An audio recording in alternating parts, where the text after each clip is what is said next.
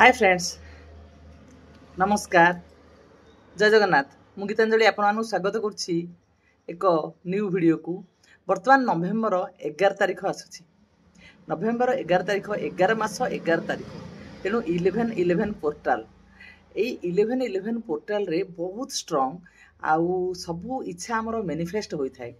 से आपण मैंने कौन करेंगे ना गोटे 11-11 माने दिनर 11टा 11 हो बा रातिर 11टा 11 माने 11 तारीख दिन 11टा समय आप से टाइम रे स्टॉप वाच को देखिए। से टाइम रे ही कामटी आरंभ करेंगे, राति हो बा दिन हो। गोटे ये पत्र आनिबे जोटा बे लीफ जोटा तेजपत्र आपण कहुची तेजपत्र रे एमती लिखिदेवे।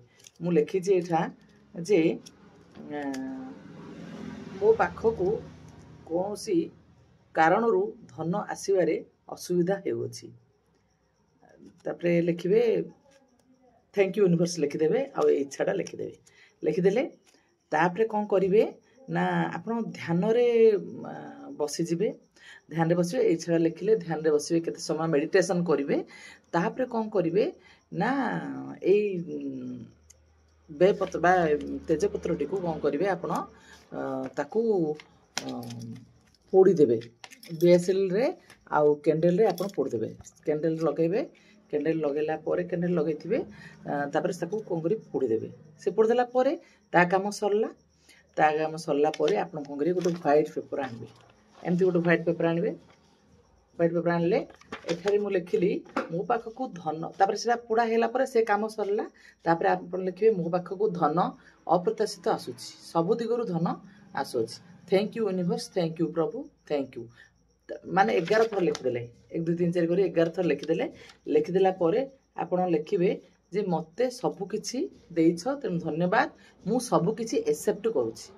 एतिके एठी लिखिदे व्हाइट पेपर लिखिकरी आकु कोन करिवे होल्ड कर देबे। होल्ड कर देले, होल्ड कर देला परे आकु भल से फोल्ड करिकरी तकिया तळे रखि देबे। तकिया तळे रखिबे। तकिया तळे रखिला परे से 51 दिन परे माने जनवरी 1 रे आपण देखिबे कोन मिरेकल होछि। आकु तकिया तळे रखि परनी नले महू भीतर भी रखिले चलिबो। महू टिके नेबे गोटे भीतर रखि देकरी ठाकुरन पाखरे मते रखि दिथिए, सेटा मते चलिबो। आपण करिके देखंतु, आपण आपको निश्चित भावे धन आसीबो। जदि आपण मानकर कहा सहित संपर्क भी खराब हो परछि, आपण सेही बेपत्र बा जो तेजपत्र मु देखैली से तेजपत्र लिखि देबे मोर से लोक सहित संपर्क खराब होछि लिखिबे। आउ थैंक यू यूनिवर्स लिखि देबे। तापर कोन करे ताकू पोड़ देबे। पोड़ देकरी पुणी कैंडल पोड़ देला परे पुणी आउथरे आसिक लिखिबे जो लोक सहित आपनकर रिलेशन भल हाउ चाहउछथि से लोक सहित आपनकर रिलेशन भल हे जाइछि लिखिबे। 11 थर लिखि देबे। सेही 11टा आरंभ करथिबे। पुणी से कागजटी को आपण भल हे जाइछि लिखिकरी 11 थर लिखि थैंक यू यूनिवर्स लिखि देबे। लिखि मध्ये आपण तकिया तळे रखि परिबे। सेही 51 दिन परे आपण ताहाकू बाहर करिकरी जा जोटी रखले भी चलिबो, किछि असुविधा नाही। आउ नहले महू भीतर रखी मध्ये पारिबे। ए द्वारा आपण निश्चित भावे आपन इच्छा पूर्ण हो परिबो। आ उपाय को करिकि देखंतु।